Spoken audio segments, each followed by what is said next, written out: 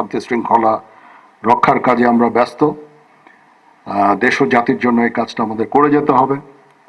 আমি প্রথমে মনে করেছিলাম আমরা খুব তাড়াতাড়ি এই কাজটা শেষ করে সেনানিবাসে ফেরত আসতে পারবো, কিন্তু কাজটা দীর্ঘায়িত হচ্ছে। আমি জানি যে আমরা বহুদিন ধরে এই কাজটা করে যাচ্ছি, তো ধৈর্য রাখতে হবে এবং প্রফেশনালিজমের মাধ্যমে, পেশাদারিত্বের মাধ্যমে কাজটা সম্পন্ন করতে হবে।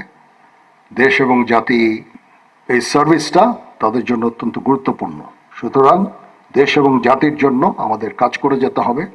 যতদিন না আমরা একটা নির্বাচিত সরকার পেয়ে যাই এবং দেশ একটা শান্তি শৃঙ্খলার মধ্যে আসে, আমাদের এই কাজটা করে যেতে হবে। ততদিন পর্যন্ত ধৈর্যের সাথে এই কাজটা করে যেতে হবে। গভর্নমেন্ট থাকার সময় এই উচ্ছৃঙ্খল কাজগুলো করা যাবে না, এদিকে আমাদের নজর রাখতে হবে।